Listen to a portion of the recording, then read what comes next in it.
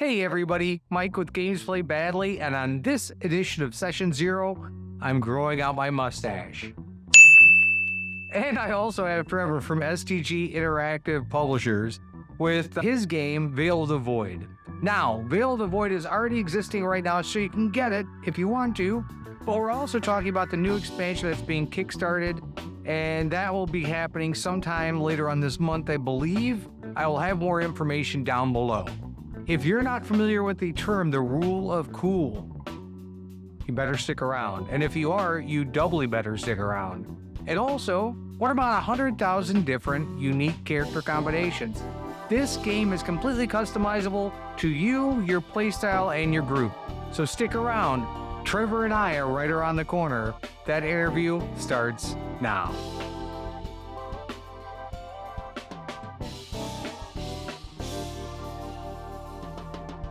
Hey Trevor, how are you? Good. How are you? Good. Thanks for coming on. And we've had this scheduled out a little bit, and I'm excited about it because I read through the demo book and I thought it was really, really cool. But you have a creation of yours called Veil of the Void Reforged. Now, this Yes. is a reimagining or retooling of something you already had released. Mhm, And this has already been successfully kickstarted and is out mhm. in the marketplace right now. Yes. And this is part of the SDG Interactive Publishers brand. So that sounds Yes. all very official. Yes. Why don't you go ahead and tell me more about the game? Yeah, so Void Reforged is, well, basically it's been my dream to make this since I was like 10 years old. So it's like 20 years in the making now. Wow. But Veil of the Void Reforged is basically it's a tabletop role-playing game focused on storytelling and character Mhm. development. And it's set with a sci-fi fantasy setting, which is always fun because I was always a fan of both Lord of the Rings and Star Wars and Mhm. Star Trek and all that. So I was like, why limit to one genre? Sure. Uh, but then at the same time, I include a ton of GMing and homebrewing rules so that you can create your own universe because I much prefer people building their own stuff. Mhm. If they want to use mine, that's wonderful. I'm glad a lot of people actually enjoy the setting, but I also want to make sure that you can create everything from scratch as well, which I think more games should do, honestly. Mhm. Uh, but yeah, so Veil of Void it's been my passion project that I've been trying to, fully develop and turn into a company one day so that I can, work on that nonstop. But yeah, it's just a game all designed about, being quick to pick up, but as detailed and in depth as you want it to be. Right. Um, all the rules themselves are very, pretty simple to pick up. I've taught it to people who don't really play tabletop games and they're able to pick it up really quick. But then to groups that do know tabletop games, they're able to like completely break the system and make it, max it out Right. as much as they want, and Uh-huh. it's fun either way. So Yeah, that was the one thing as I was reading through it, there are always these little notes saying, "Hey, do your own thing. yeah, Hey, this isn't set in stone. Hey, as a GM, think outside the box. This is just an yeah, outline of a game for you to play." yeah. I tried to write it to be as in depth as possible with a set universe and all this fun stuff, but Mhm. give you the option because GMs love homebrewing, and I Oh want to yeah. encourage that so much because I love seeing what my community comes up with. And I wanted to make sure that I'm like, hey, these rules are not like here to bind you to anything. Mhm. The rules lawyers can still be a little harsh if they want to be, but it's all about just whatever you want to do to have fun and to make your ideal character, because that's very important to me is giving someone the ability to make whatever they want. Using the rules in a simple way, just reflavoring something, Mhm. or if they want to go full in depth into the home brewing and recreating, whatever they want to do, I wanted to make sure I included that in there. Yeah, absolutely. So that brings me to because you have species, which are the races that you can play. But one of the things that I noticed is you have something called custom classing.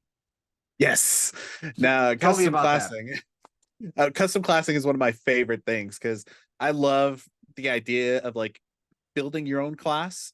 So kind of like a classless type system, but I wanted to also keep that structure in there because there's some people who just want that structure. So instead of something like multi-classing in like D&D, for instance, where you have to lose a little bit to gain something, Right. taking 1 and 1, you'll only ever get up to like level 10 in one class then if you split it perfectly. In Hmm. mine, you can take any ability from any of the classes in the core rulebook as long as it isn't denoted by a little star, a little asterisk, making it Hmm. a unique ability to Right, only right. that class. So there's some like 100,000 combinations of like base classes you can make that are totally unique in your own. So it's definitely one of my favorite like rules in the system, to just encourage you to build, like I said, to build that character you want and to Hmm. make it however you'd like it to be.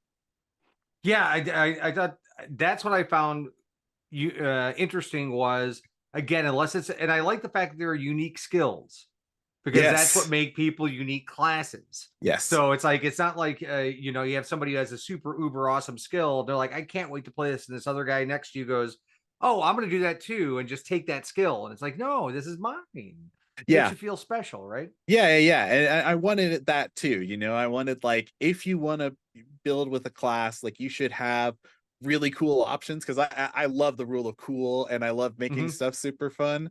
So I was like, okay, if you go this class, I do want to give, some unique abilities and some unique specializations that you can get at level 5 that are like just designated for that class. But Hmm. then at the same time, give enough generic ones that are still really fun and could encourage other people to build and go into that class. So Right, exactly. Yeah, exactly. So we have the custom classing, and then you obviously have stats. You call those virtues, yes. and we have expertise, or like your proficiencies in your skills. Yeah, expertise. Oh my gosh, expertise. I always tell people the worst part about character creation is expertise in the best way. Too Because many options. there's like 5 pages of options, and they're all unique, and they can give you so many different like reflavorings to your character. Or like, you can make your character super knowledgeable, or you can make your character someone who's like a war mage, so you can dual cast and use your magic to Ooh. repel blades. Or and you can take any expertise regardless of the class you pick. So if you want to adventure into magic without having to learn magic, you can take the spell blade and the bloodcaster and stuff like that, and never Oh, actually have wow. to learn magic yourself. Or, and because of the way the magic system works, if you want to dive into magic, you can use these expertise to just make it even better, even if you aren't a magic class. So the expertise are, when I build characters, are the worst part but the best part at the same time. So Yeah, yeah, yeah. You're polarized by all the choices. Yeah. oh yeah, there's so many good, and then we're adding even more soon. So it's like, oh, but it's the kind of pain in a good way Right. type of Exactly. scenario. Well, one of the things that first of all, the artwork is fantastic. Oh yeah. I know that, I think on the cover of it there was like a space dragon or something. Uh It looked so yeah, incredible. yeah, there's a giant space void worm is what they're called. Oh And yeah, it's well, there's that. chasing Yeah. yeah. And it's chasing after one of our starships from actually the first campaign I ran. Mhm. So yeah, the void worms are absolutely terrifying too. They, because you never see them, but like they'll just munch on your ship. Oh wow. Okay, well, that's not good. You don't want that. No, but it's So fun. we mechanics aside, why don't you tell me a little bit about the world that you've created? Yeah, so there's in the core rulebook, the Reforged, there's actually a whole section all about lore, including like, I think we have like something like 50 monsters in the base rulebook. Mhm. But yeah, we've made, a whole universe with all these wild like, gods and deities that are all vying for the universe. Some fighting for what, the good side, some for the Mhm. evil. But uh it's kind of just this wild universe where anything can really happen. uh Mhm. and so I tried to make it still very within a universe that I've been designing for the 20 years. But at the same time, I wanted to make sure that it was still very free form, so Mhm. that other people could create something using our universe, and then I could consider that to be like a multi-dimensional canon. So Sure. Right. so I actually have been working on a timeline from some of our community where they tell me what happened, and I'm like, okay, yeah, this could totally work in the multi-dimensional timeline I have. So Wow, that's a lot of work. yeah, it's Uh, been a lot. It's been fun though, yeah, I'm seeing sure it people's is. Labor community of love. ideas. Well, that's awesome. Like when you start thinking about, how people are creating things, you're integrating that into the game, it makes them part of it. Yeah. Yeah. So, And we did that actually with Reforged originally. I took ideas, I requested people like, hey, if you want your idea to be in the rule book, mhm. send me what ideas you got and I can make it work and we can put it in the community section. Mhm. So in Reforged, it actually has a whole section created by my community members for legendary items. Some of them horribly broken that I don't suggest giving away immediately to your Right, players, right, but exactly. and then of course there's some monsters that some people made in the back for the community too. So I can't overstate how much I love my community and supporting them because I do believe it's a company's job to support their community, Mhm. not the other way around. Right, uh right, exactly. so I try to do everything I can to include my community and make the game affordable and everything like that so that everybody can join our community. Mhm. Um, yeah. Yeah, I mean it's fabulous. I love everything that I'm hearing. I love the customization of it. Mhm. It kind of reminds me of I'm not sure if you ever played Marvel Superheroes, I the did once. TTRPG. Yeah. It was one of those things where as you're building your character, you're adding your powers and you're kind of Yeah. customizing things, and so being able to slap a little of your own stank on there is important. Yeah. Yeah, and I'm all about character development too. Hmm. So we have some of the most fun things like as you play the game, you can actually earn expertise instead of just, having to buy points. So Hmm. if your character does something enough times, they might get an Hmm. expertise for it. Or, my one of my favorite things, which I think is a lot of people's favorite thing about the rule set, is your skills actually level as you use them. Hmm. So as you use perception or something like that, you actually get better and better at it until you become like a master at level 7 and get a unique ability with it and stuff. So Wow, uh that's awesome. yeah, yeah, character Yeah, development, sign me up. so I much want to fun. play. Sign Right? me up. Yeah, absolutely. I want this at my table right now. Oh, it's Uh it's a great time. yeah, it just I think, and especially for new gamers, Yeah, it gives them the structure to sit down and play if they want to and not make any modifications. yeah, Or they can be as wild and wacky as they want to be within the confines of the game, obviously. But yeah, I love that. And I think that's really what's going to draw people into any game. yeah. Oh yeah. Yeah. And I like I said, I definitely tried to do that because I wanted to encourage both new players, but also veteran tabletop game players who want to come in and customize every last thing. I was like, okay, I want this game to be as crunchy or as simple as possible. Hmm. So I was very happy. I don't know how I got this game to be balanced, but I'm very happy that A it's lot of turned hard out. work.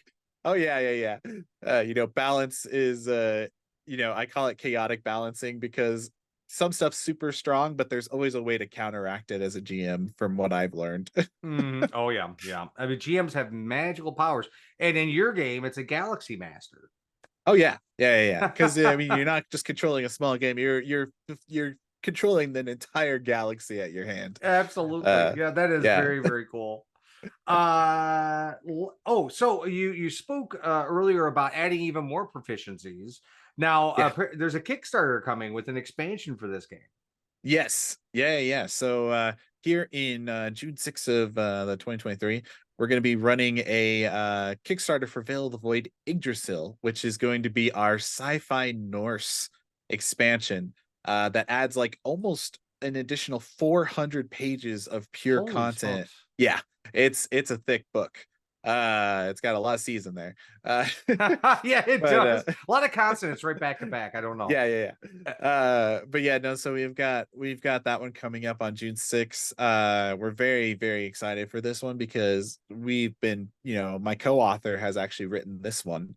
And then I've added a lot of extra stuff that I didn't put in Reforged because I was like, okay, this is too crunchy, but Yeah. somebody might want to you do it at some time, so I'll add it back in here.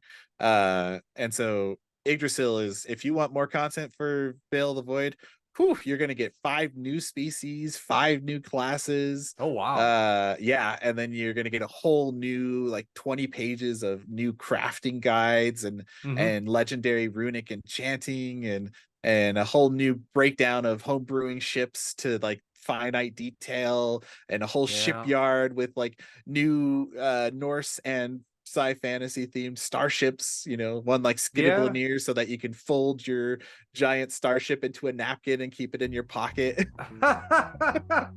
That's awesome. Vikings in space just sound Oh awesome. yeah. Oh yeah, and you can actually Viking is a specialization that anyone can take too. So if you want to go fully rating the stars.